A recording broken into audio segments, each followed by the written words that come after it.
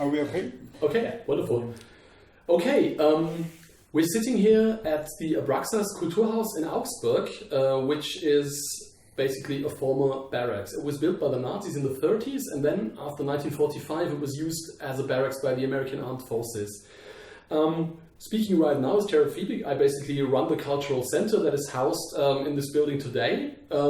With me is Tobias Brenner, a historian from the University of Augsburg, and most importantly, our guest Roman Korol from Montreal, Canada, who used to live here as a child between 1945 and 1949, I guess. And we are very pleased and honored that Mr. Korol came back here to share some of his memories of this place with us, because we're trying to preserve some of the prehistory of the place and to pass it on, well, to raise awareness of its history, basically. Mr. Korol, welcome at Abraxas.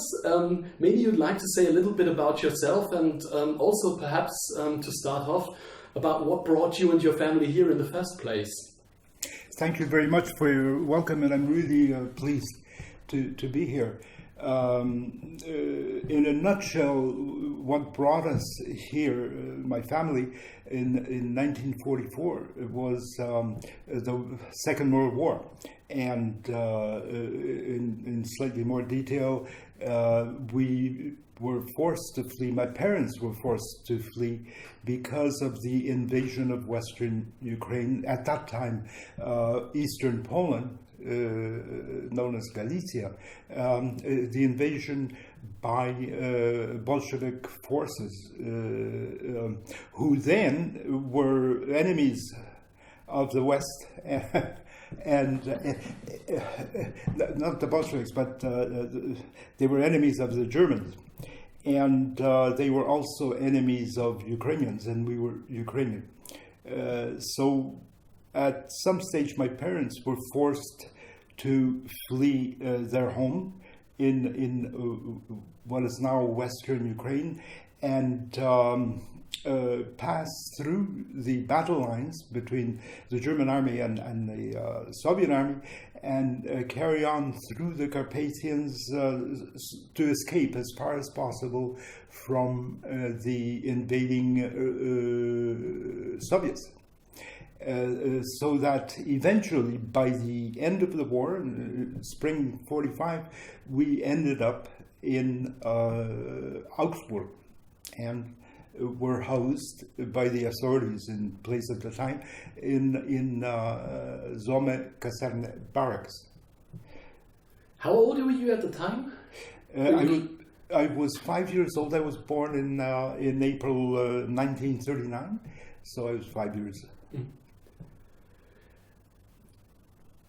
Do you have any memories of the first time when you came here, or do you have any memories of the time that you spent actually fleeing, or are your first memories really from living in this place here?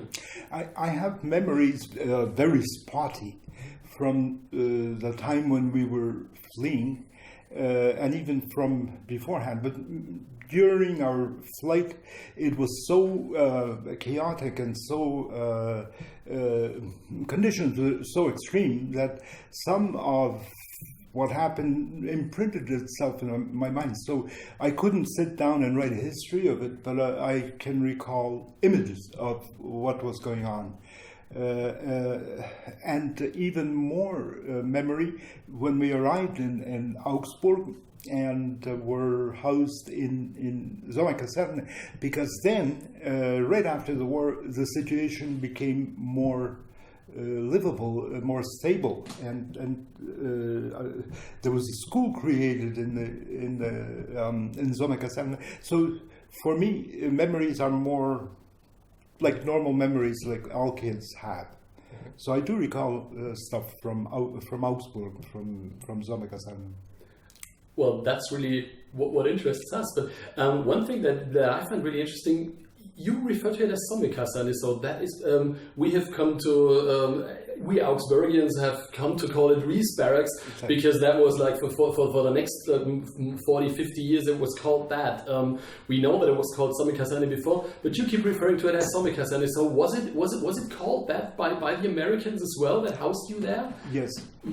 Or at least insofar as we were concerned, that was our world. We didn't know anything else other than Somme-Kaserne. Not that we were imprisoned there or anything, but that was it. That was what we knew and what we lived in. And for me, that's all I knew all my life. And when I started searching, for instance, Google for Somme-Kaserne, and I found nothing, I was puzzled. I scratched my head, and it was only by coincidence that I mentioned this friend of mine who is Ukrainian, who is now a doctor living in Detroit, and they were here too. And his brother, 10 years ago or so, had a contract, or maybe 20 years ago, a contract with the US-Armee here in Augsburg to do some work in the barracks. And he told me, hey, you guys, it's not Somme-Kaserne anymore, it's Reese Barracks. So then I looked, and yeah, right, I found a lot about Reese Barracks. This is what put me on the track, and that's when I thought, hey, I'm going to Ukraine, I'm going to stop and see this place. Maybe we can go out and see some of what remains later on. For now, maybe we could just start from the everyday experience of living here as a kid. I mean, what were the rooms like, or the living quarters in which you stayed with your family? How many of you were there anyway? Did you have any brothers and sisters coming with you? Maybe you could just elaborate a little about the everyday life and also the school, perhaps how you played. Right. Well, when we arrived in late 44, early 45, I was the only child. But when the war ended and we were in Somme-Kaserne, we weren't the only refugees. There were equivalents to Somme-Kaserne throughout Germany, many such camps, but not all the same appearance. And it was like I mentioned before, a resurgence of normal life, and a baby boom occurred amongst the refugees. And I had my sister was born. She's 8 years younger than I am. She was born in 1946 in Somme-Kaserne. And so when I was here earlier this summer, I actually found the room that we were in and where she was born, and the room that we lived in for 4 years, from 45 until 49 when we emigrated to Canada. So it was a touching experience. My father and my mother, as I mentioned earlier, were teachers, and they helped to set up a school in Somme-Kaserne for Ukrainians. Somme-Kaserne was mainly Ukrainians, I think maybe exclusively, but anyway, in large part, like 98% Ukrainian, with enough kids to establish a school. And this was a proper school because most of the immigrants were intellectuals. There were teachers, there were doctors, there were lawyers. There was no source of talent. So they were able to set up a properly functioning school with competent teachers.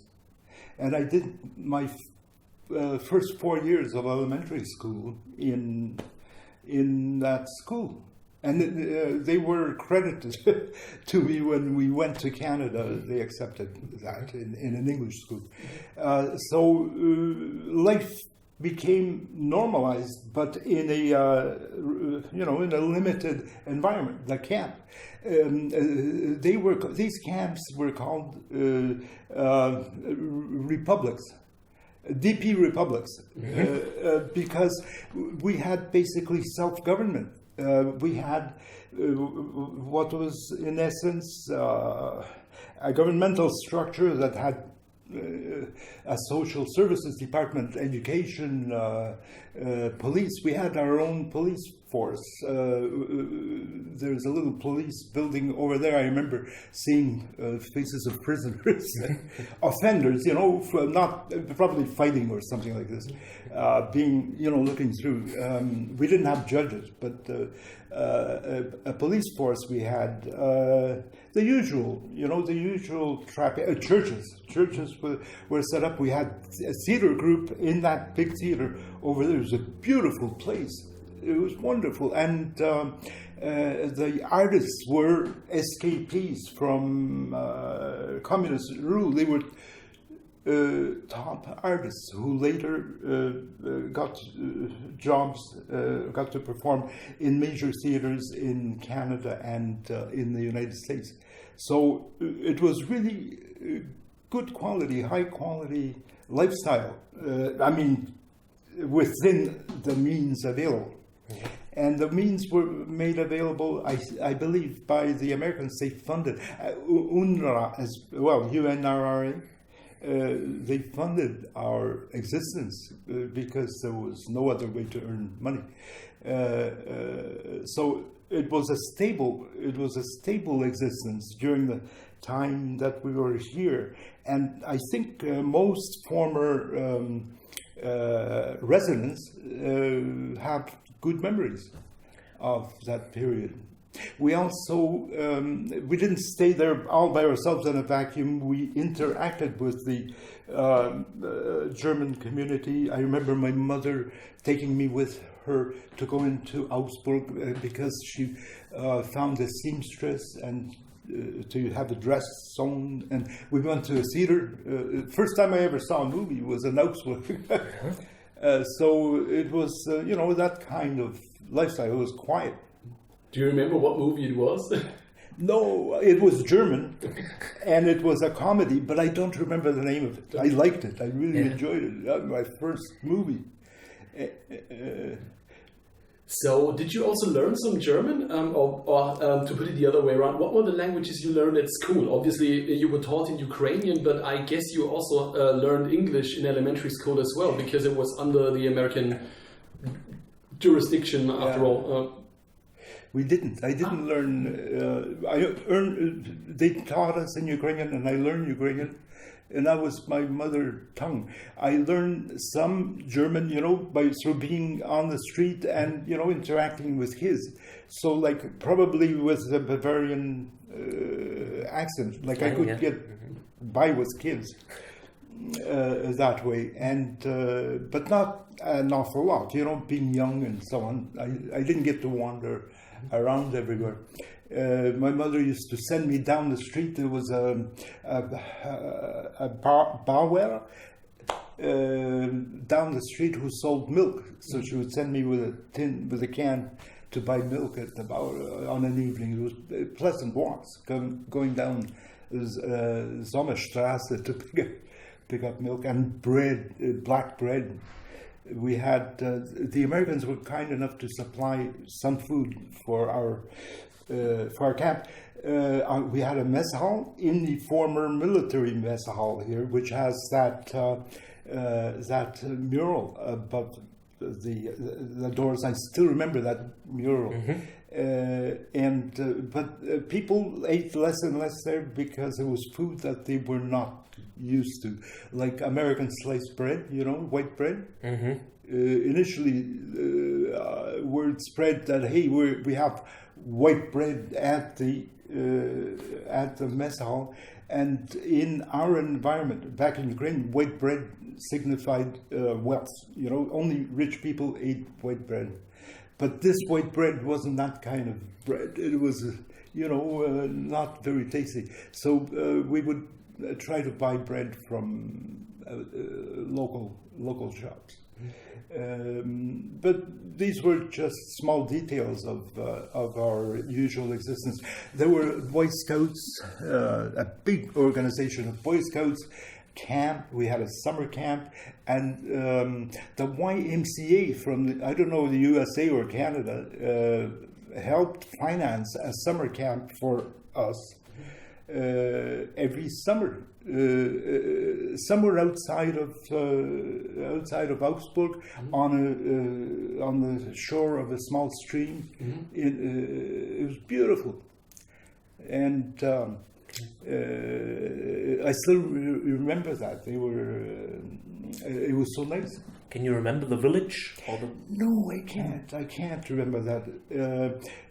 I do recall that it was YMCA because in the morning when we, after waking up, we would all line up, we would go and clean ourselves up and so on. And it was kind of a roll call. And at the end, to salute the YMCA, we would shout, Imka. In Ukrainian, YMCA was interpreted Imka, YMCA, Imka, Imka, Imka, Imka. As thanks to YMCA for their help, and so it was a pleasant memory. And the older people who were young, they were young but older than me, would go skiing in the Alps, and life just adopted a routine kind of existence, but it wasn't really routine because everybody knew that this was temporary. You couldn't have a DP camp forever, and the trend was to try and find a way to immigrate, and nobody would go back to Eastern Europe because of the Bolshevik regime. So the trend, and this is actually what happened, I guess the camp emptied over the long period. There only remained probably families that couldn't immigrate for medical reasons or something like this. So that generally is how the situation was. We cooked our own food at home. We lived in the room we lived in. We were 4 in the room, and it was, I don't know, maybe 10 meters or so by 10 meters square. And my mother had a hot plate where she would cook hot meals. So that's essentially how we existed. And laundry and so on was communal. And also for cleanliness, the showers and so on were organized so that everybody could stay clean. I don't know how health care was delivered. I was just never sick, luckily, never. But it was pretty bucolic, quiet. So you talked of interaction between the locals and you. Was it possible to, or how was the situation? Was there entrance control, or were you able to pass through the gate, or was there a gate? How was the situation? Was there a fence with the with the police, or how was it organized, this camp? There was always a fence. You know, the fence that exists there now, and the whole area was fenced in. There was a guard post. There was a cabin, you know, for the guard. And so they probably had controls for people coming in or going out. But I don't know exactly how it worked. When my mother was pregnant, I recall that they paid for a German lady to come and help her. And after her pregnancy, when my sister was born, so there was this interaction with the German population, and we went into the city, and it was free. Like, it wasn't a big deal. It wasn't like going through customs at the airport. We just went through, went into the city for any number of things. You know, the movie I mentioned, or to buy stuff with whatever money we had. But yeah, I guess there were controls because there was a police force there, and of course they maintained the peace in the camp itself. It wasn't Americans or some other police types. They were the immigrant Ukrainians, Ukrainian refugees who did it. And what kind of money did you have, or where did you have it from? I don't know. I think it was German money, but I'm not sure. I think it was the mark and it was devalued tremendously. And we went through that period of devaluation of the mark. I remember that happening. It was local currency, but the lucky ones who had, family or correspondence with people in the U.S. or Canada would from time to time get U.S. dollars. So this would be a great thing. And we received occasionally, help packages. My mother had a cousin living in Toronto in Canada, and they would send us sometimes a package of food, canned food, which was great. First time I ever tasted peaches was out of a can that we got from Canada. But just overall, we existed with the means that were available and organized ourselves internally to be able to deal with that. And I think it worked quite nicely. Ukrainians are good at that.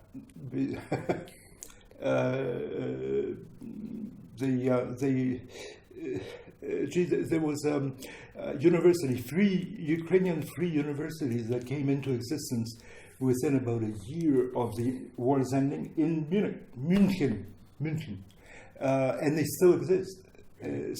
And I was amazed to find in doing research myself that there are books, scholarly books that were published 1946, 1947 by authors from the Free University at Munich. So these guys were writing whenever they could, even during the war. And their books still exist. So very prolific generation of refugees, well-educated and so on. I don't think that is happening now. When we get refugees, say, from Ukraine and Canada, they're not that kind of refugee. They're not as well-educated. So it was quite a unique period, really, that we had. But you already had some family living in Canada, so that obviously, I guess, motivated your moving to Canada after your stay here, as opposed to for the United States, for example, I guess. In a way, we did have, my mother's cousin lived in Toronto, and to be able to immigrate, amongst other things, you needed to have either somebody underwrite you, that is a promise to pay for you if you can't earn money, or you had to have a job before you even applied. And as it turned out, my father was able to secure a job with the Ukrainian community in Montreal to organize their acquire with that community and do other internal, work to set up library and so on. So he actually had a job when we applied, and after a long time, many months, I guess, we were accepted for immigration on that basis. So we didn't need my mother's cousin's assistance, but it was good that it was there. In a similar way, people immigrated to the USA. I'm not sure how the Americans, what standards, what norms the Americans had. There were more people that went to the US than to Canada. It wasn't really a big help to go to Canada because at the end of the war, it was high unemployment.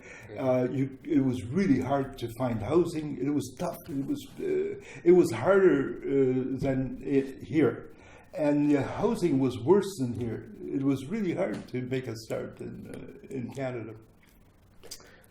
How was the interaction with the American authorities? I mean, you mentioned that you were pretty much self-governed, but did you share the barracks with some of the American forces, or was the Somme-Kaserne basically just the DP camp? Somme-Kaserne was just a DP camp, but there was a fence, and the Americans on this side of that fence held a lot of territory. There were troops there. I don't remember how they were organized, but there were a lot, and they had sports facilities. There was a big field right next to the fence where I remember American soldiers would be tossing a ball, baseball. I didn't know what that was then. But there was that, And but they didn't participate directly in our internal self-governing. They probably had oversight because they provided funding. But our relations were very cordial. I remember that. Whenever there were Ukrainian celebrations or functions, church services, Americans were invited and they came. There was that kind of relationship. It was friendly, and the Americans were kind with kids. I remember them handing out stuff, chocolates, chewing gum. I never knew what chewing gum was, but all that stuff, They were young guys like now, young soldiers. They were nice people. Can you imagine meeting your? Can you remember meeting your first Afro-American soldier? Yeah, the first time they came in, they were in armored vehicles, and they were black. Wow, that was something amazing to me. I never saw a black person, and I kind of interpreted that, associated that with chocolate. Americans, black chocolate. Yeah. That's an interesting story because that's kind of like a myth. Like our grandparents' generation, this is a story that probably exists in every German family that lived in the American occupied zone. The first chocolate, the first chewing gum, the first Afro-American. These were just things you didn't see, and as a child, these are really impressive things. And this chain of associations, it's just like we've heard this story before, I guess. And these were high priority items. We never ate this stuff before, chocolate and gum. So the only thing we didn't kind of adopt was baseball. Football, soccer was the sport. All the kids played soccer. And now that just continued. When we went to Canada, that's all I played. I didn't know hockey or their brand of football. So part of the culture that exists in Europe. Of course, yeah. And but certainly for the foodstuffs and mannerisms, then not everybody kind of liked it. You mentioned that you were also playing with German kids, so that you could actually move in and out of the camp and also interact with German kids and learn some German. Yeah, to a limited extent, because of course my parents wouldn't just let me go and run around. But when outside of the camp, they weren't in the camp, but outside in the streets. Well, I would be going over to get milk, and there would be kids there, so I would try and chat with them and so on. We kind of had just a relationship like kids, like ordinary kids. And I remember my father taking us to a lake where they were renting boats for rowing around. And we were part of all the people. It was German. Mm-hmm. And so we mixed quite a bit with the German population, but our environment was Ukrainian. It was the camp, the internal camp.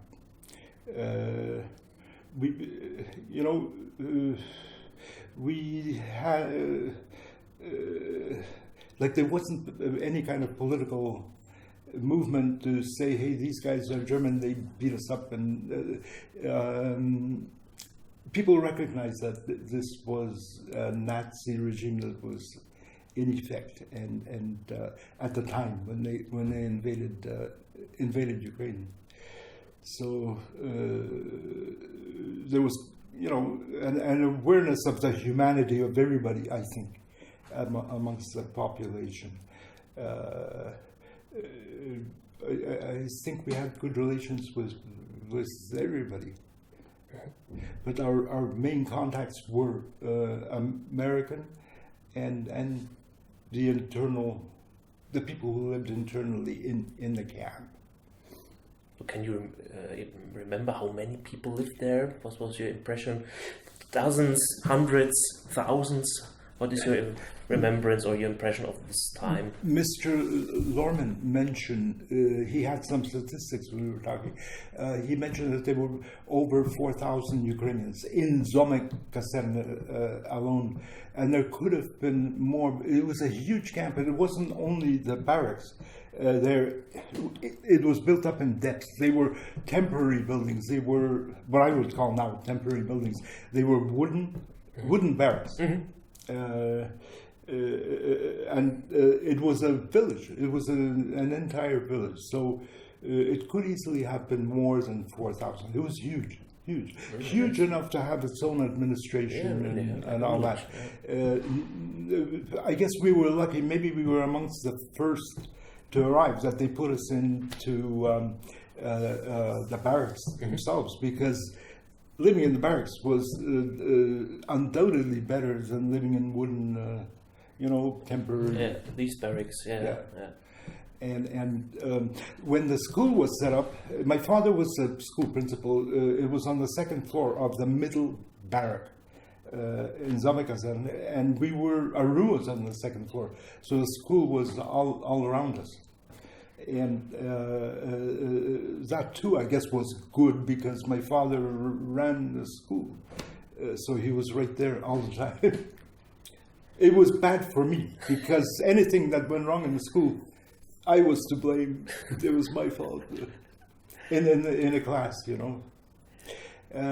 But that's how it was set up, and they all took it very seriously. It was a serious school, and they had a proper education program and so on. And I was taught Ukrainian. Then, when we arrived in Canada, I had to learn English really fast, because my father took me to the local schools, signed me up, and said, "There you go." It was very fast. Over and above the education that they had, my father didn't like the way they taught Latin, so he hired one of the people we knew here to teach me Latin, because in his environment, when in Ukraine, they had Ukrainian, Latin, Greek, maybe Polish and German were basic languages. In German, they were basic languages. But in Canada, it was only English. Not so much French? Not at that time. Now, yes. But at that time, French wasn't given much priority. In Quebec, in the province of Quebec. Yeah. But there's a lot that's happened politically in the province of Quebec, where the French-speaking people are the majority. So they took the situation, control of the situation, and imposed new standards. French is... But I think it took place, beginning with the 70s or 80s. Yeah, late 60s, early 70s, early 70s. They call it the Quiet Revolution. And it was a quiet revolution. There was no violence or anything. But, it has to deal with the history of Canada. When there was a war between France and Britain, and Canada was a colony of Britain. But before the war, it was a colony of France. Yeah. Britain won the war, I forget which one, sometime in the 18th century. Yeah, and right. France ceded all their colonies in North America, including Louisiana and places like that. So it was all very revolutionary, but the local people didn't have anything to say about that, the French-speaking people. So they became really the first Canadians. They were there a long time before the British came, but the British imposed their own language and so on. So I think you were quite lucky to have relatives in Canada to come. Very lucky. Without that contact, relatives and Ukrainian organizations in Canada, I don't think it would have been possible for us to go. My father, by that time, was already 49 years old. He was born in 1900, so it was late to be an immigrant, come into a country, especially in the economic situation it was in, not much employment and so on. It made for a hard start for her son. It was really an environment for persons who were young, in their 20s, 30s. I think so, yeah. I know some other examples, people going to US, we mentioned that, and also I think to Australia. Australia, South America as well. Initially, for us, like everything was possible, depending on who would allow us to immigrate. And it was only after a while that the situation clarified a bit, and it became evident that it was possible for us to immigrate to Canada. So we were very, very lucky in that sense.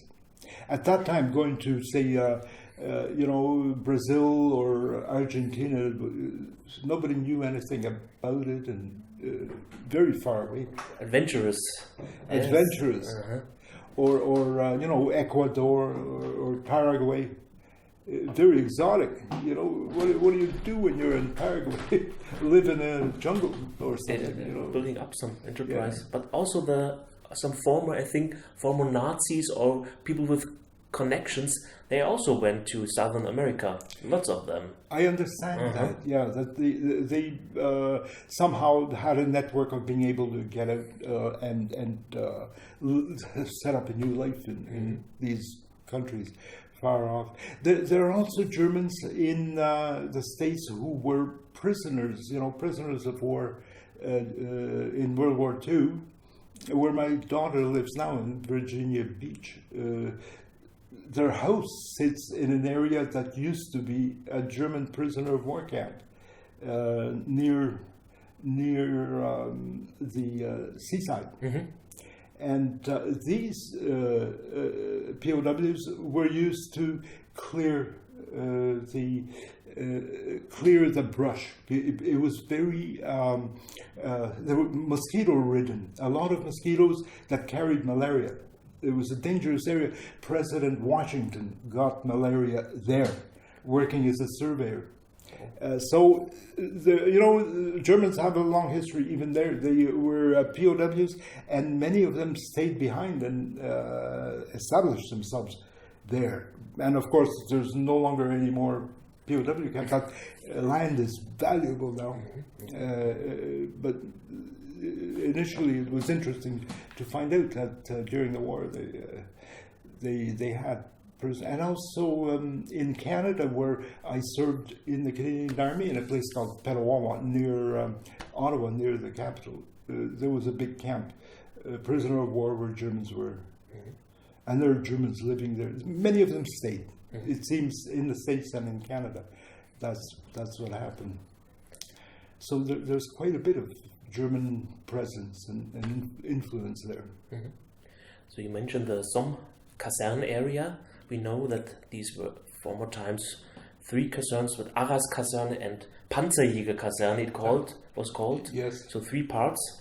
And it was interesting because there are some buildings remained of Kaserne, and they were used after the world, I think about the end of the war, as a hospital for the soldiers. How even after the war, and there were, I don't know what kind of nationalities were mixed up, but Ukrainians and the Baltic people, they had their own quarter in a living area. So it's very interesting that they were concentrated for the national purposes, or to establish a community or something like that. That is interesting. But I never knew of the existence of Panzerjäger-Kaserne and Arras. Only Somme-Kaserne. For us, Somme-Kaserne was the world. And it was only recently that I learned that how big this was. So very, very interesting. So you, from your own childhood memories, you wouldn't know of any other barracks in the city area where other ethnic communities were like housed, like the way the Ukrainian people were housed in Somme-Kaserne? No, Ukrainians tended to stick together. Poles tended to stick together, so they wouldn't even be in the same camp. They would be elsewhere, and so all I know of is camps. Or areas where there were Ukrainians, and there were a lot. Regensburg, Mittenwald. I can't think of others, but there were many. So there were communications set up between these camps for various purposes. Interaction for planning education or stuff like this. Or political action, and I remember my father participated in that. I had an uncle living in Mittenwald who set up a trade school. He, among other things, they educated Buchhalters who found jobs later in Germany. And actually, I know one former student of his who is a Buchhalter, still he retired in Montreal, in Canada, who still remembers my uncle. Great. One of the problems Ukrainians had before the war, under Poland, is if they had an education, they were capable of doing things, they couldn't find a job. And that was the case of my father's family. This uncle studied at University of Vienna, came back home and no job. Nothing for him to do. The only way they could sort of find fulfillment was through political action, which is what they did. And so it was sort of unfortunate that's how it developed. But after the war, they were able to put their talents to use in various ways. Like my uncle, for instance. I never got to appreciate him because he was 10 years older than my father. So when I was young, he was way too old for me to be able to understand him. And but many of these people lost, through the war, the contact with their own families' lives. Very sad. People's lives ruined all around. But that doesn't pertain to Somme-Kaserne. Really, overall, I would say Somme-Kaserne for us is a nice memory. It's an interim period of, regaining some stability after the war under very difficult circumstances, because then the Cold War got into gear. That's just the cue for what I wanted to ask. Obviously, your family left for Canada in 1949, but do you know how long the DP camp was still in operation after that, or was it just dissolving at the time anyway, and to be taken over, obviously, by the American Armed Forces to be used as a proper barracks, again, for military uses? Do you know anything about what happened after that? Maybe correspondence with ladies? No, very little. From my recall, from what my parents said, I think the Somme-Kaserne as a DP camp probably ceased to exist in the early 50s. We immigrated in '49, and it was still a going concern. I got letters then for about a year from friends of mine that I went to school with. But then they stopped, and I think it wound down. They found a way to place the people who were still left behind in some way. If not immigration, then maybe integrate them into the local society. And of course, Germany then was slowly getting back on to its feet.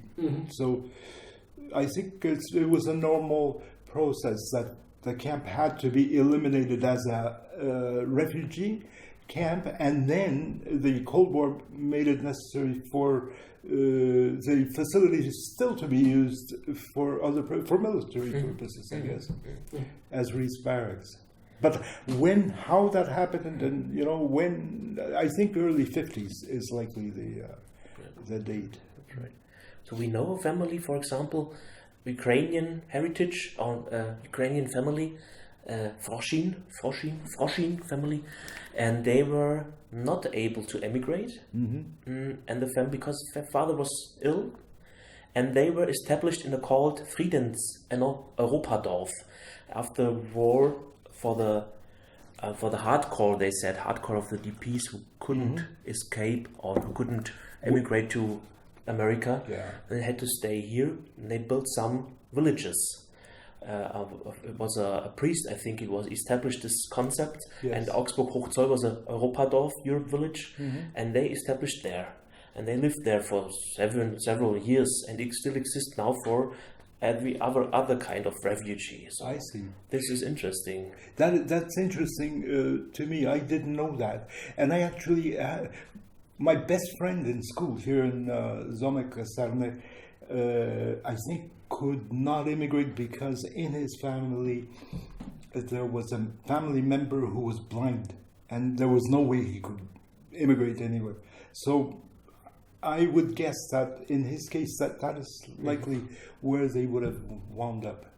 I don't know. We lost contact with them after about a year and a half of being in Canada. But that's how I assume. I mean, they found some humanitarian way to deal with this and not just let them die out.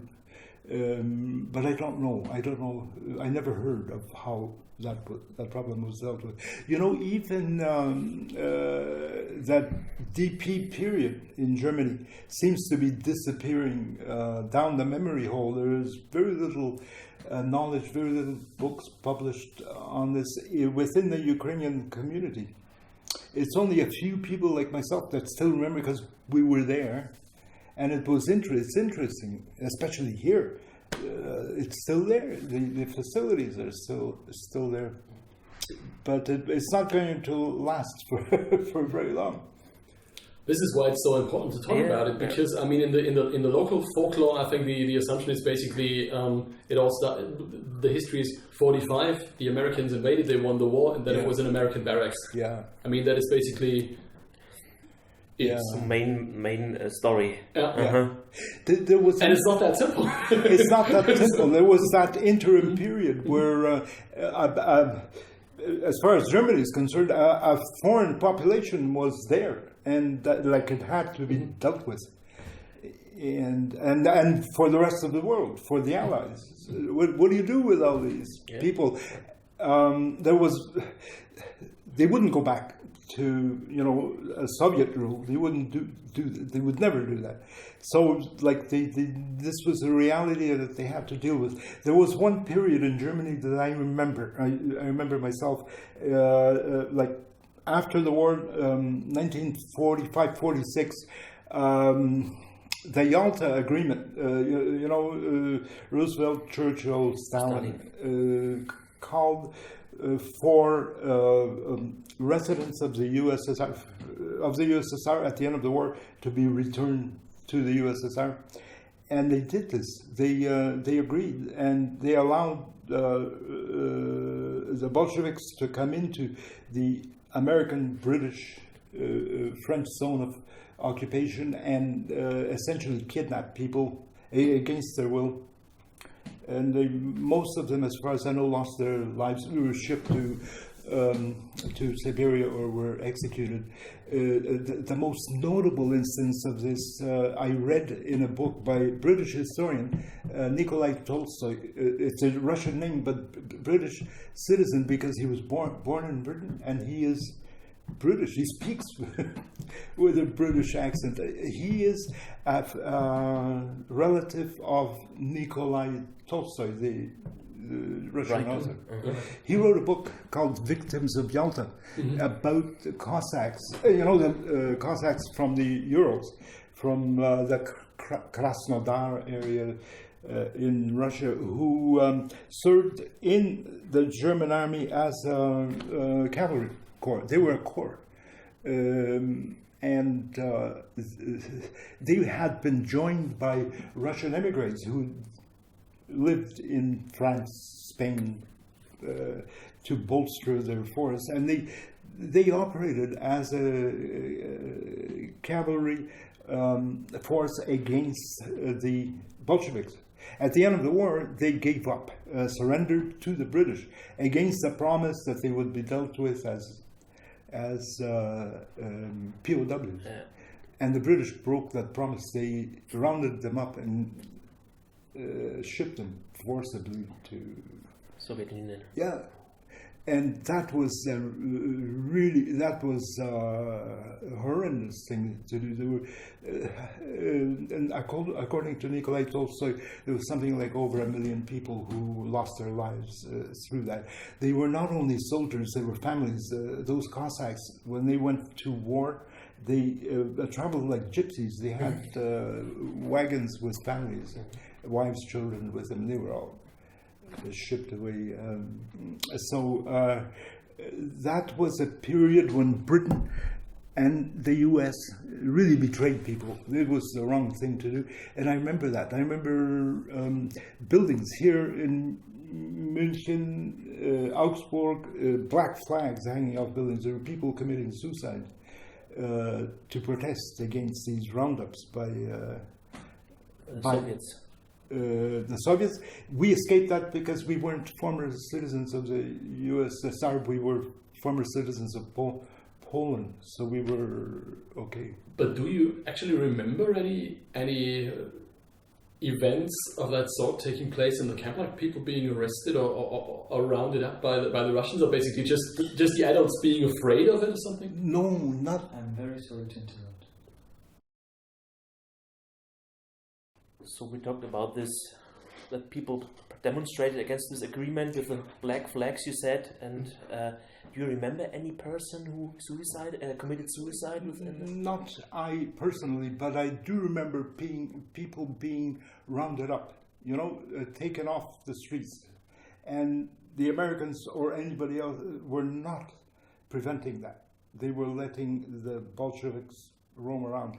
And I remember one family in Somme-Kaserne who were rounded up and put on a truck, a Russian truck, and shipped away. I remember it was a kid. I remember it because it was a little kid there in the family, and he was a little bit younger than I was, but we used to play together, and they took him away. So that particular incident stuck in my memory, but since then I've learned through reading that this was actually a manifestation of an actual agreement that was implemented by the Allies. About the only person who didn't have anything to do with it, from what I read, was General George Patton, who just wouldn't cooperate. He wouldn't let the Russians into his zone of responsibility. But this didn't last long, maybe a year, but long enough for a lot of people to die from it. And the Cossacks, like I mentioned, were particularly targeted by Stalin because he hated their guts. Essentially, they rose up against him, fought against him. Like General Vlasov, he commanded Russian troops. They surrendered to the Nazis and then fought against the Soviets. But in Vlasov's case, they were small formations. They were little formations here and there integrated in the German army. While here, the Cossacks were actually they were a corps. A cavalry corps, and a well-trained cavalry corps.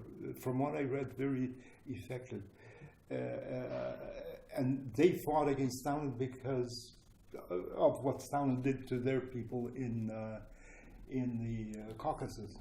The Yalta Agreement is probably a good example for something I wanted to ask anyway. How did you, or basically in that case probably more your parents, get your information about the goings on in the outside world? What kind of media were accessible to you to find out?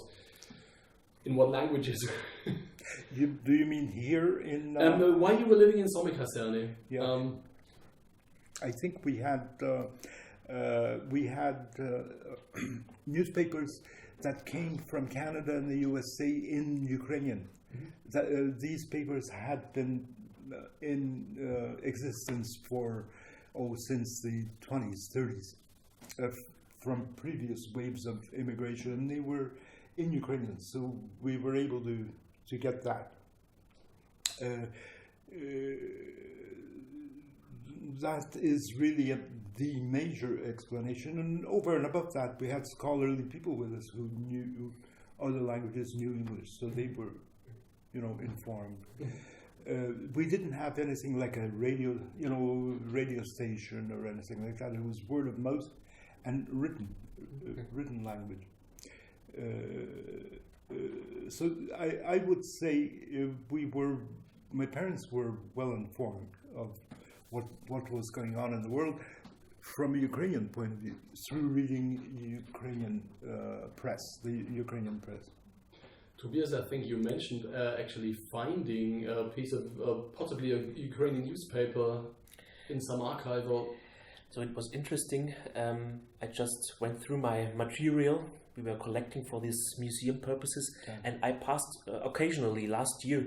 They were destroying some smaller bricks and buildings, I think, which were used for the horses, medicine and so. Yeah. And they tore the attic down, and I went for a walk, and I thought, what was that? You found some toothpaste of Wehrmacht, you found some Cyrillian or Ukrainian pieces of paper, and I thought perhaps this could be a Ukrainian pamphlet from the former times. Then afterwards, American tins, cans, and afterwards some beer bottle of the 90s. So you could find 50 years of using this building. Like in a nutshell, lying on the floor. Yes. And I collected it, but it was so small pieces, so perhaps you couldn't deal with that. So you couldn't interpret. Yeah. But I think it has to be from this time. That could well be. Like perhaps some information bulletin and so. Yes. In addition to press newspapers that were available from overseas. The camps themselves published their own stuff, which was the usual thing. I mean, there were people who had been publishers and newspaper reporters. There were bulletins, weekly, that kind of thing, plus books that were published. I think we still have some. My father had quite a big library. Pamphlets and books from that period. There was a lot that was written, but it's not collected. It's not available easily. I'm afraid, yes. Yeah. I had a contact with, I think, an Ukrainian archive in New York City. I don't know, but they had some collections of where were the camps, where were the people. I had little contact, but it was very interesting. And I also remember, perhaps you have more information, I think there was also a camp in Bad Wörishofen. Bad Wörishofen is not a small village, some 50 kilometers from here, where they could go for the vacation, for the health vacation. Yeah. And I think there was also a Ukrainian lyceum or gymnasium. I don't think so. I don't know. They had their kind of diplomas. I think it was in Ukrainian, but I'm not sure how the connections between here and the lyceum in Bad Wörishofen or so. Yeah. Or sometimes the camps had their own money, and so the camp money.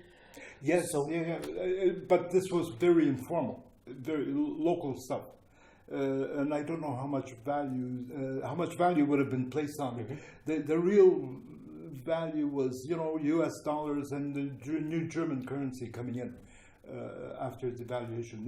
That was important stuff. So, but I just don't have an overview of everything because of my young age. I was only 5, 6 years old, 9 when we immigrated. So it was pretty limited to, what might have been interesting to me and so on. And just snatches of memories. It's not very fluid. But nevertheless, very valuable for us. Yes. Are there any snatches that are particularly striking that you would like to share with us? Maybe just some episodes that you remember very vividly that might have been typical of life as a child in a camp like this? Well, really, the thing that I remember most vividly is actually this young kid being shipped away, like in front of our eyes. They just came, took that family, took him away. That I remember so clearly. And for the rest of it, what we had was just usual life as far as I was concerned.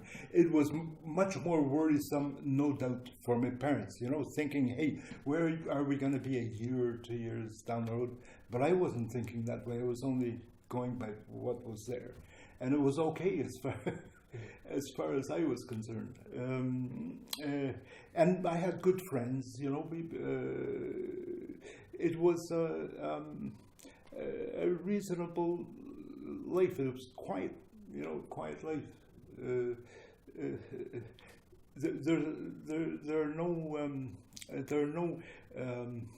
no hiccups in that existence that I could think of to indicate that something was wrong or there was something fantastically good that happened. It was just there. It was normal life like we have now, except that we were refugees. We didn't have our country, and so being a refugee was not good, not a great thing. And that was pretty much it. My interest in Somme-Kaserne was just because of that. That's where my early youth was, and it's so interesting to come back and see that it's still there. And I can remember I used to run down this corridor, and we had played games of tag. I remember with kids, we would climb up to the roof and then spit down on people coming out of the front door. But it was that kind of existence. We were kids. We were children.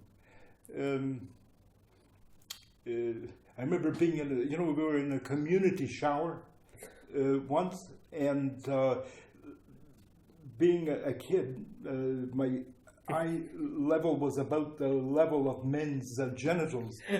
And I remember the man standing next to my father had only one testicle. So I pointed at him and said, "Hey, Dad, look!" And my father gave me a slap on the back of the head.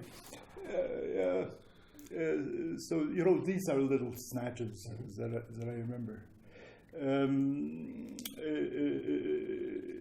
It's not a memory of a bucolic existence, but just what children usually have. Our existence after immigrating to Canada, it was harder. I had to integrate into a local community that was hostile to immigrants. Here, people weren't hostile to immigrants, but there,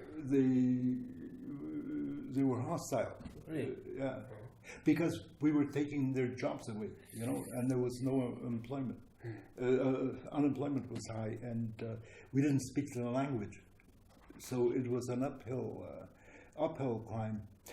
Here, people spoke Ukrainian, but also many spoke German anyway from school before they came here. So it was like a more fluid transition from war into civilian life, I think, than going overseas. It was hard for anyone who didn't speak English there at the time. And when you go there, when you immigrate like that, in those circumstances, you don't go into a particularly nice area. They're rough people. And where we immigrated, it was mainly Irish. And Irish fight all the time. So the first thing I had to learn was how to fight, which I didn't have to learn here. Very tough. It was very tough for the first few years until I learned English. until I learned to fend for myself. It was like being in the Wild West, you know, movies in the Wild West for a kid. I mean, at my level, and for my parents to get employment and so on. It wasn't easy at all. But it was, of course, it was better than going back to the USSR, going under Soviet rule.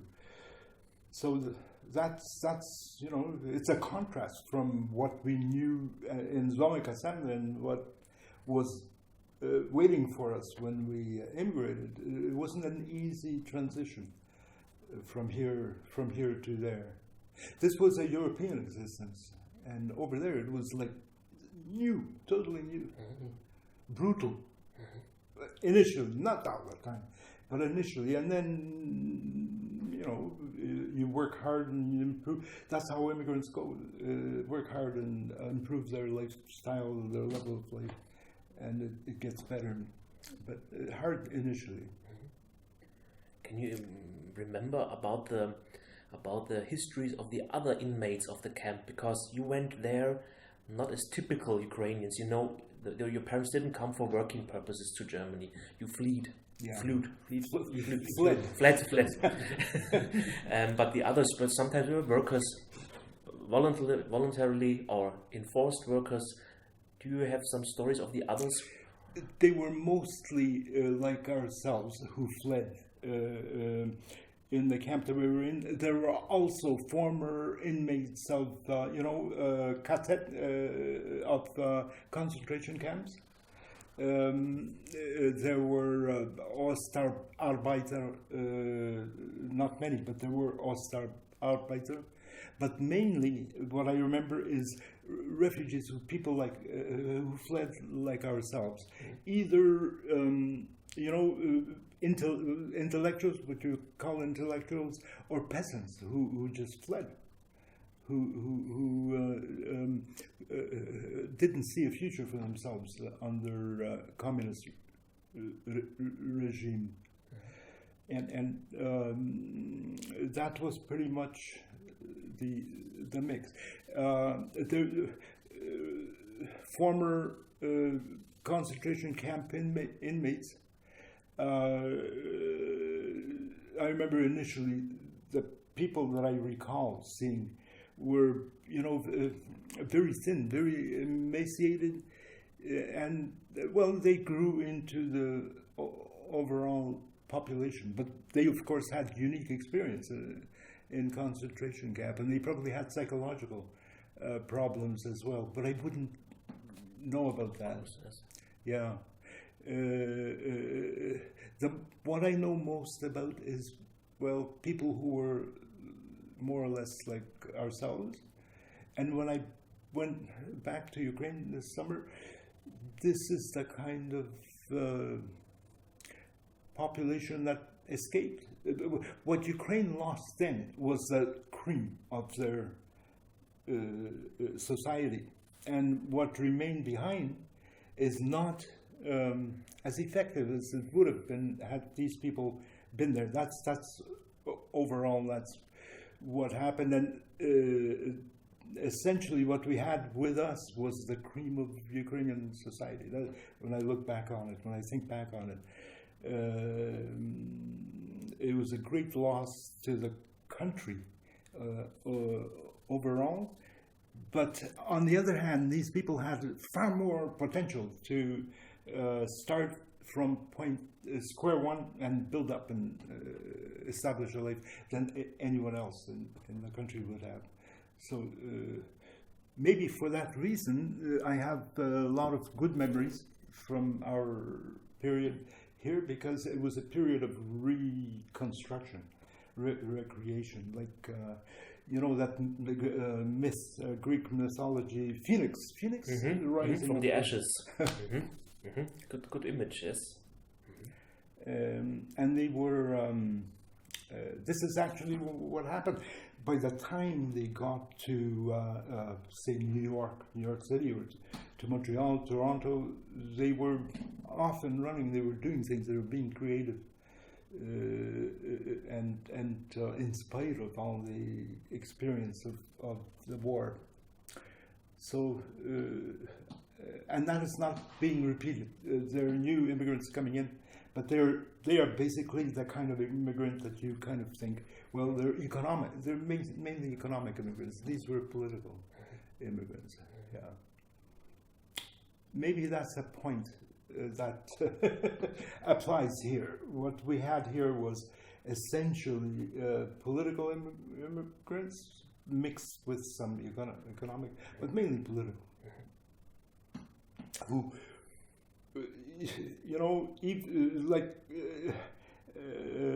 to decide whether to stay and be under Soviet rule or go towards Germany and go into the unknown was better than remaining with what they knew was coming from the Bolshevik side. So what they had here was what they could get to help them rebuild their lives in a framework that was possibly human. That was human.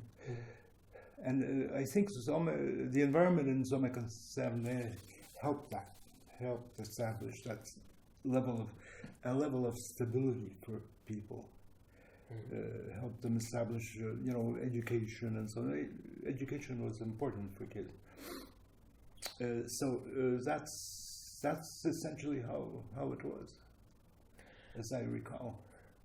So do you remember any of the immigrants going back to USSR or to Ukrainian Soviet Republic, or did anybody go back to independent Ukraine after 1991, or what was the situation?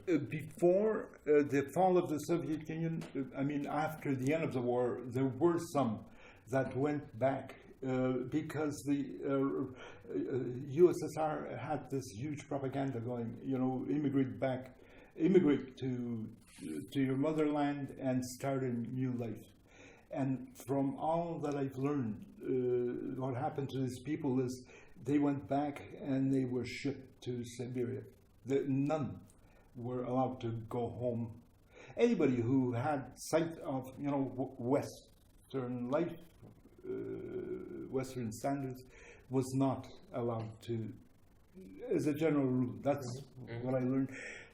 After the fall of the Soviet Union, there were and are Ukrainians that go back and try to make a life of it there in what's available in Ukraine. Some succeed, some do not. There's this huge level of corruption. I had no feel for it, but now I have a better feel. Corruption is an Achilles heel for Ukraine. It'll kill Ukraine unless they get control of it. There are businessmen that go to Ukraine and set up businesses, but they have a hard time.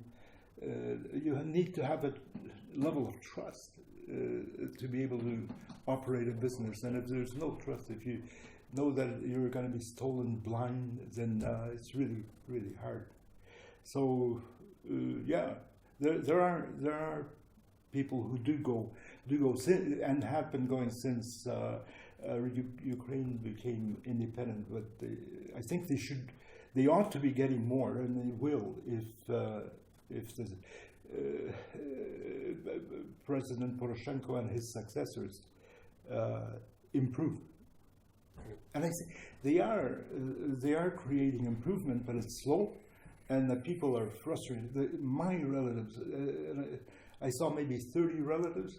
They're tremendously frustrated with what's going on, and they don't believe there's going to be improvement because they don't see it. The reason why they have a new police force in Kiev and in Lviv, I don't know if you're aware of it, but they fired all the police and hired new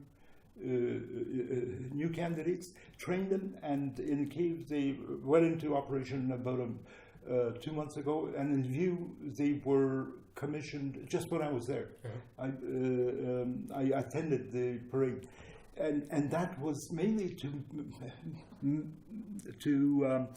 make a tangible show to the people that, hey, we are making improvements. Also on the financial level, they have a finance minister, Natalie Yalescu, whom they imported from the States. She's Ukrainian, but born in Chicago, and trained as a financial manager, business manager there. So with her experience, I think she's doing a good job. But it's long term, and in the meantime, it's chaos. Unfortunately. Yeah. And if they had people like we had here now, like we had in Somme-Kaserne, if they could be brought back there, they would have a lot better performance. I think. I couldn't think of a better closing statement, actually, from the perspective of what used to be Somme-Kaserne. Tobias, do you have any other questions? So it depends. So I have some questions, but if you feel like closing for Roman, please let us know if it's okay. No, by all means. But I'm wondering about perhaps to come a little bit back to early times when you entered Germany, or do you remember the situation when you got into Bavaria? You mentioned Kissing, I think, this village. Kissing, yeah. At the end of the war, what was the situation? Were you transferred by the old German authorities to the Kaserne, or by the new invaders, by the new American forces? Do you remember this situation? I do not remember. I just don't know how it is that we wound up in Kissing, because it's just a small place, and we lived in a, I don't know, with a farmer there, a Bauer.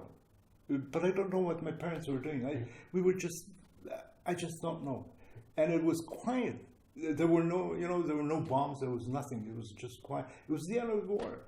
And then eventually we moved to Augsburg, but I don't know what the mechanism was there, and I don't know what the transition was for authorities.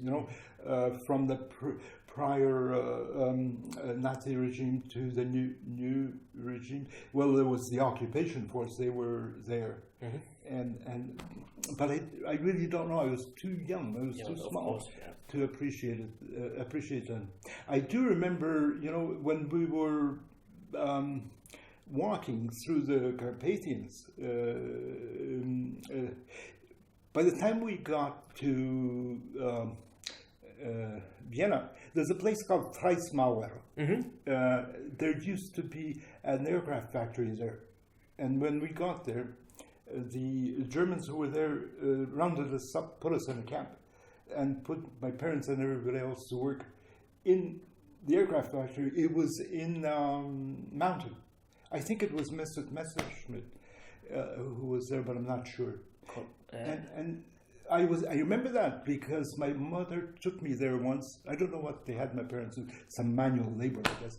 But she took me there once, and I saw these huge machines. They were steam operated, and they were stamping out metal parts, and that was so impressive to see. And this was 44. It was nearly the end of the war, and they were working like all the time. That's amazing that this happened. But we were there for a while, and then everything stopped. Nothing. There were no authorities, nothing. So we just kept on going to the west. Incidentally, one thing I remember of this camp is it was so clean. The Germans who ran it were really severe about hygiene.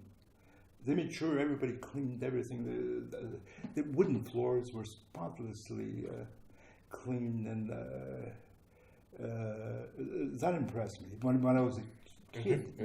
I remember my mother saying to the other women, come on, let's do a good job. We'll show these Germans that we live like them. So they had a good spirit. To them. And but I guess the end of the war, somehow the whole thing shut down. We kept right on moving, and it was like until we reached Kissing. But I don't have a memory of why did we go to Kissing? I don't know. Yeah. We went through fields where there was, those cannons, anti-aircraft. Flak. Yeah, flak, 88 caliber. I understand they were really good cannons, but they in many fields, flak and covers for projectors that were used at night to identify aircraft lying around everywhere. There was a lot of debris. There were ammunition dumps, that accessible to anyone. With kids that I played with, we would go pick up ammunition and take a tube, put it in a fire, and throw. It's really lucky we weren't killed. Yeah, really. Throwing live ammo down a tube to hear it pop, Still sharp ammunition. Oh yeah, still live ammunition. But that was the period when war. Germany had surrendered. The war ended, and there was no effective civil control over what was going on. It was all. I decided to run away at one point for some reason, and I took a cover, one of these projector covers, and put it in the river. And my plan was I would go in that and float down, run away from home. Luckily, my father caught up with me and gave me such a spanking. Yeah, I still remember that. So it was made of gum or what was it? No, it was maybe aluminum. Okay. It was metal. Yeah. It was a metal, but light metal. As a kid, I could I could move it, and it served as a cover to protect the projector when it was not in use. So they would remove it, put it on the ground, and it was lying on the ground, and like a round shell. Like a round shell you might see in a park, amusement park, and it floated. You put a little bit of ballast in the middle, and you could float away. And that's what I was. That's what I was going to do. Boy, yeah. But that's just a passing, passing memory, and we were constantly on the move. Just never stopping and trying to get as far away as possible. And we were lucky. In our case, we were lucky, and I never got sick. There were no medicines, no nothing. So it was all luck, real luck, and maybe genes. I was rhesus bacteria and so on. So we are lucky also that you didn't ever didn't run out of food. So you always had something to eat. Somehow we were able to sustain ourselves, and I wish I could ask my parents. One of the things that I regret now I didn't ask then. How did they get enough food that we could survive? I don't know. Maybe the kindness of people. Maybe that is a factor. Maybe that is one thing that helped, that they would actually help, because there's no other way. I don't see any other way. You can only go so far with leaves of tobacco. Yes, that is. And I think that it's just that people are people.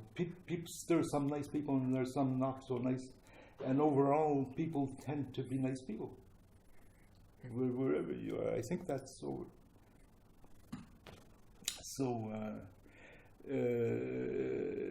Probably that's what helped us get as far as we did, to get here.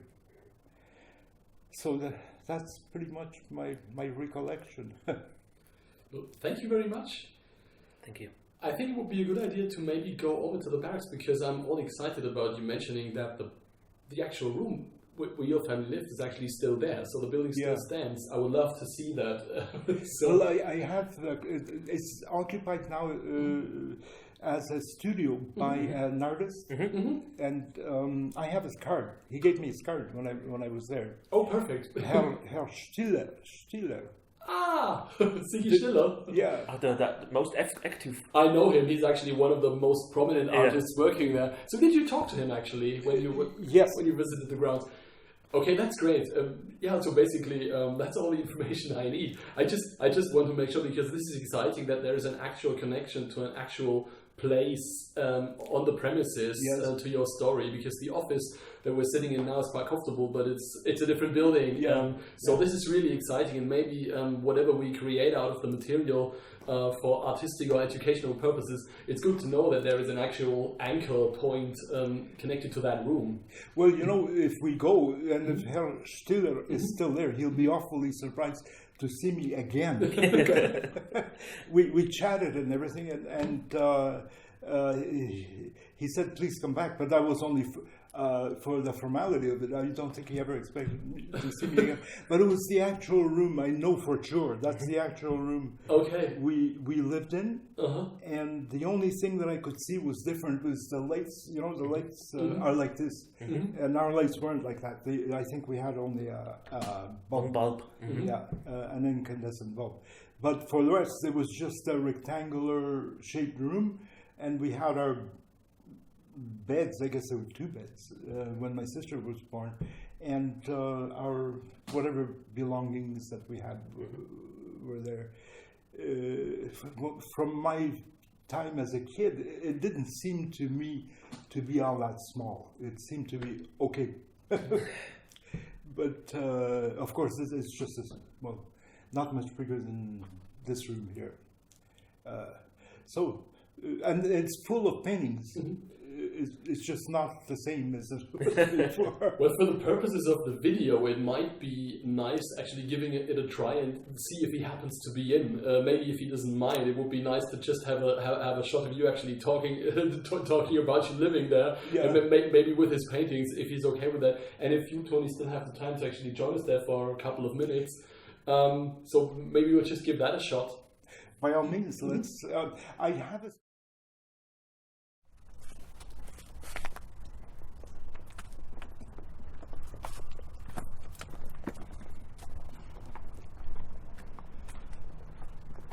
You were mentioning a theater where you actually saw theater productions while living in the camp, but that wasn't that building, was it? I believe, yes, that was it. This side entrance didn't exist at the time, as I recall. And the other side was consisted of French doors all the way down. It was an elegant-looking structure. And the glass panes and the French doors were painted over black so that you couldn't see in from the outside. There were frequently theater presentations here, and at Christmas time the American Army organized for children a show and presents that were brought in, so much appreciated by myself and my friends. And there were many kids. There were many kids at the time. Of course, there was none of the of this mural stuff. It was a normal, distinguished-looking building. It was a nice building. I'm sorry to see it all sort of changed like this, but we used to play football behind the area was free, and there was grass there, so we played around. And this was Parade Square. It was always a Parade Square, I suppose, but I remember that very, very clearly from that period. It was the most prominent feature of the camp. And over there on the other side, the mess hall.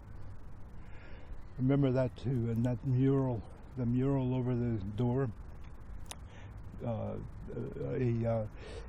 striking feature. Yeah. Was it paved here, this square? It was paved, and there were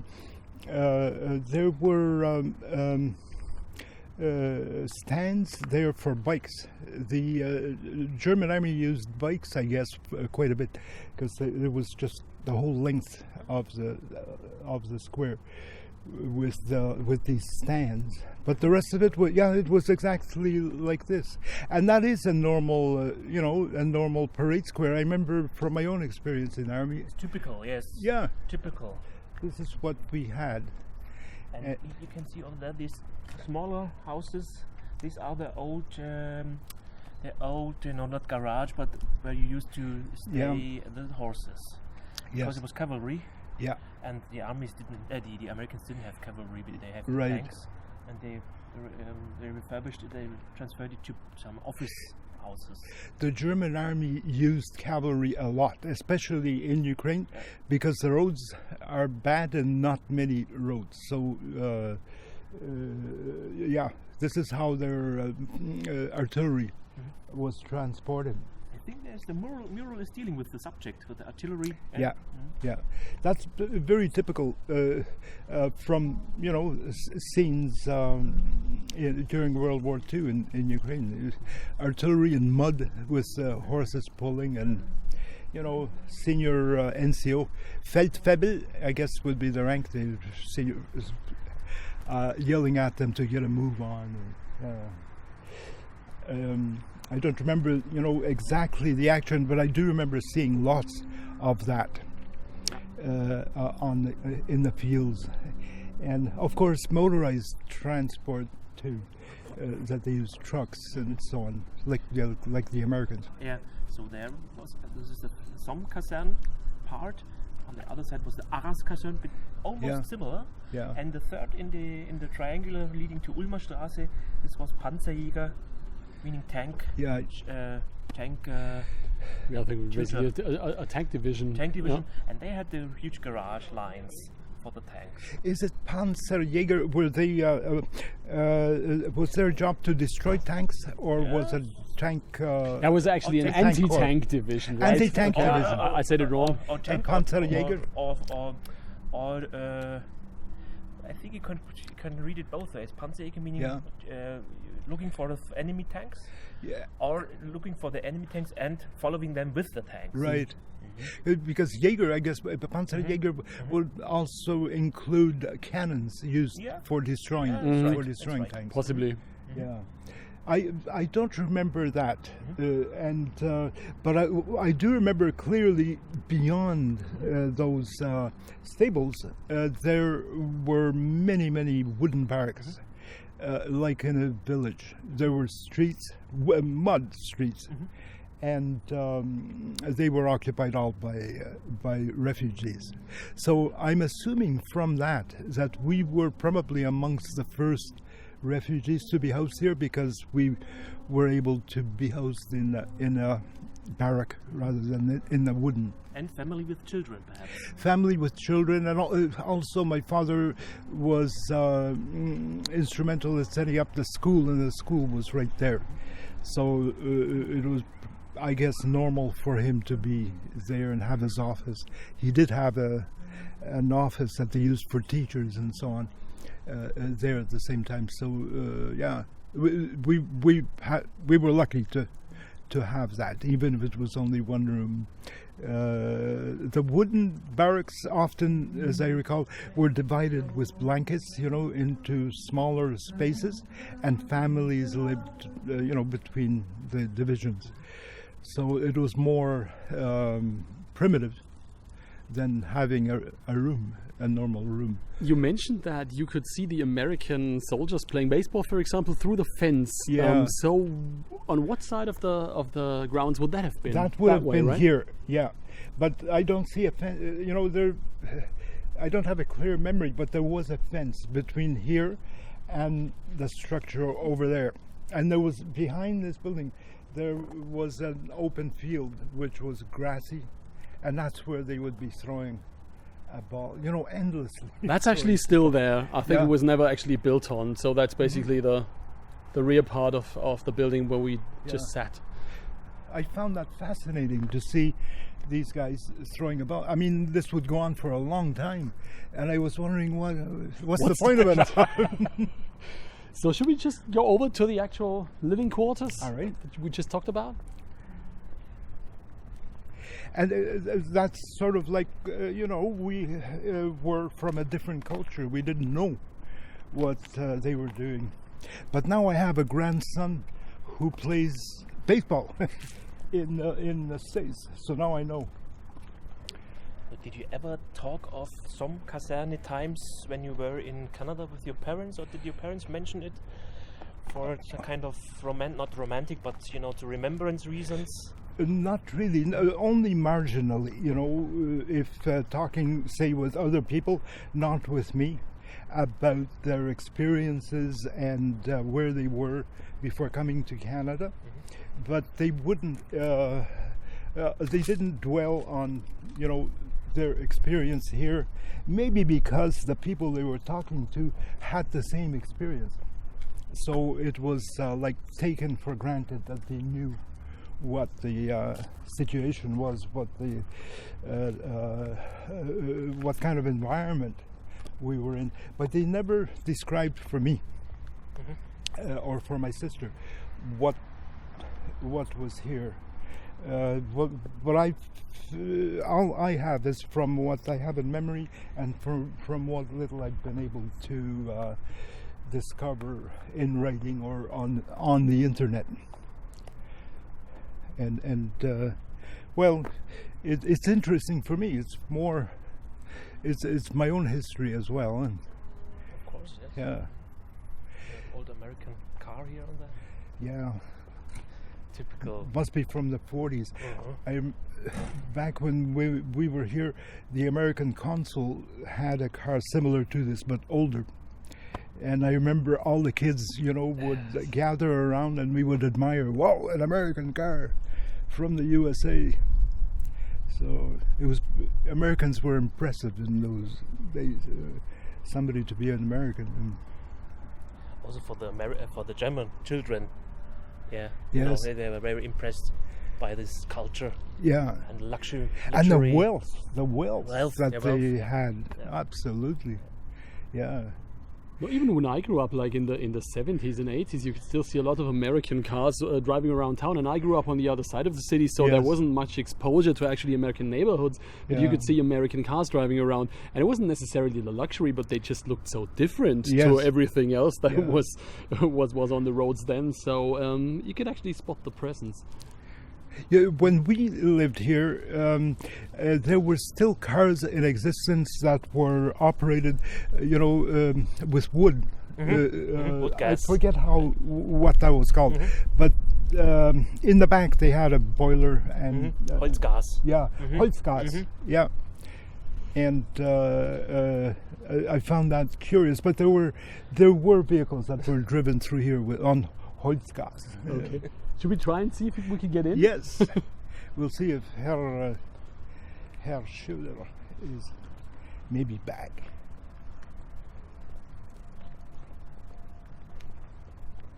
This front entrance looks less imposing than it was back when I was a kid. But maybe because I was small, the doors seemed bigger. And can we try the door? Maybe it's unlocked. It's unlocked. We go in? Go ahead. So these corridors I remember very clearly, and they were always swept and washed and clean.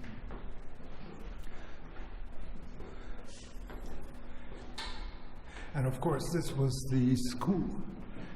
On this floor, the whole floor pretty well served for classrooms.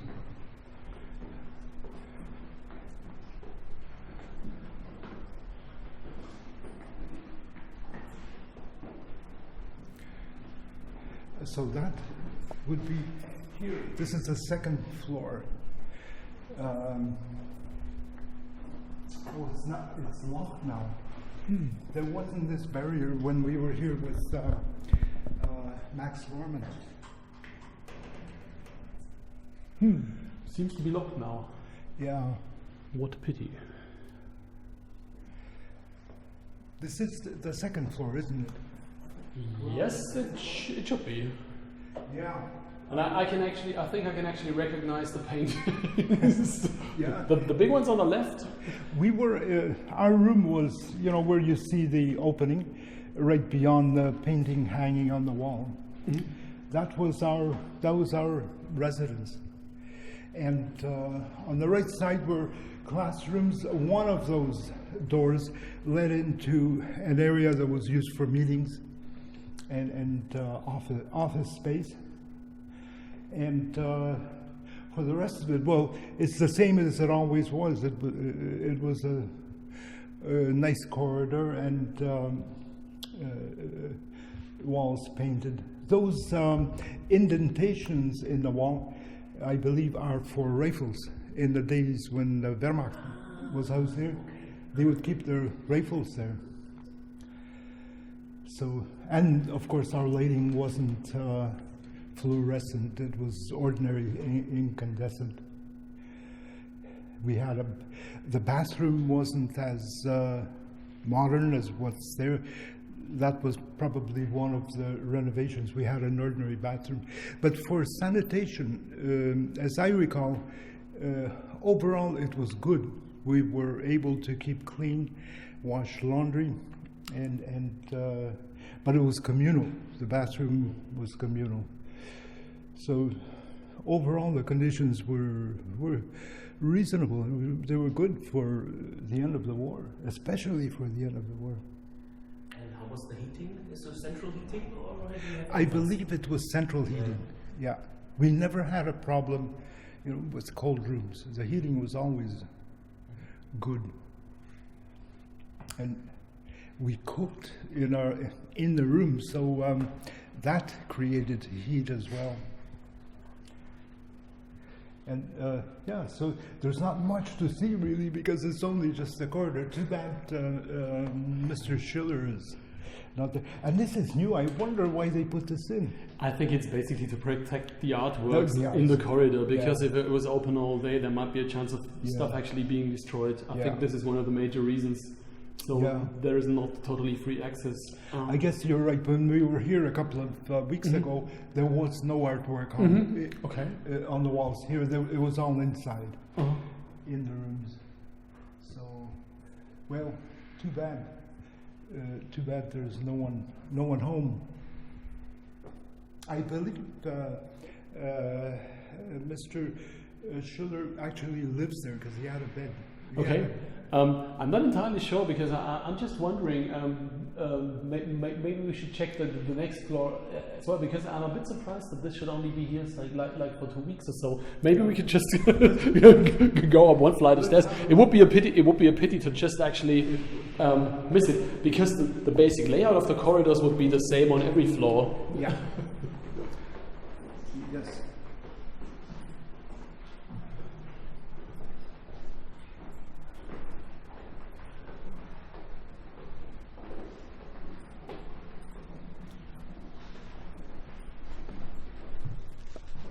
Oh no.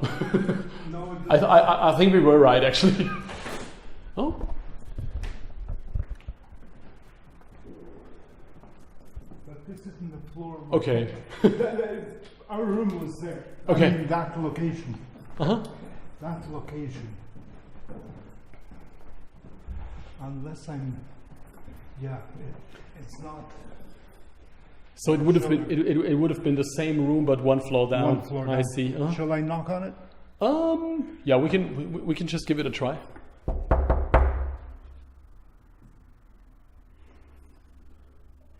Friday afternoon, probably no office hours. Yes. Well, too bad. But it's a room pretty much the same size, a little bit less maybe than your office, rectangular, and that was it.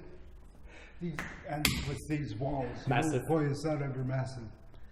Like you wouldn't build that anymore. It's not economically reasonable. Do you have one or two windows in the room? Do you remember? I don't remember. I think it was 2, but I'm not sure. Well, we can see once we're outside. Yeah, let's do that. And anyway, I can get back to Siegfried Stiller one day or another and take some pictures and send them to you. Oh, that would be a great idea. Yeah. I actually have some pictures. I could send those to you with Herr Schiller and Max Lorman. Ah, that would be nice. We were together, and my cousin who was translating for me. So I'll send these to you. But if you take more, let me have them. I will be really happy to have them. Okay. Well, brilliant. Okay. So I guess that's about it. The washrooms are there, but of course you don't need to investigate washrooms. No, I think they've changed from then. Yeah, and the fire escape is brand new as well from the American period. And this now belongs to the city of Augsburg. Well, yes, it does, and it's rented out to Kulturpark West, which is basically a company in its own right, and they rent the individual spaces to the artists. Yeah. So, but it's basically owned by the city. But the grounds have already been sold basically, and there is a scheme in operation to actually tear these buildings down and build new residential housing there, because that's something that makes more money basically. Yeah. But there is now a debate going on, as I told you earlier, about maybe just keeping at least part of these buildings. I mean, there is up to now the discussion has always been about there are 3 buildings, we'll knock them all down and build new stuff. There was never the option of actually keeping 1 or 2 of the buildings in place and just removing one of them in favor of new buildings. So at the moment there is a little bit of discussion going on of maybe keeping one of these 3 buildings as a monument to actually remember what it was like. So we'll see how it works out. It's an open process at the moment. We'll keep you posted. Yes, thank you very much. That would be of great interest for me. And also a few of my friends who were here also. It's just that they never did anything to follow up on what's here. So yeah, it'll be great. I'll send this to to the lady I met in Kiev, who's the historian that I got the card from. Okay, brilliant. So I think maybe we'll just wrap it up here then. All right. Take a little trip to the inner city, so I can show you around a little bit there. Thank you. That would be very nice. Thank you for your time. Really. Pleasure. It's my pleasure to be here and to meet with you all. Thank you so much. Thanks. So this is one of the studios for visual artists. This is all musicians.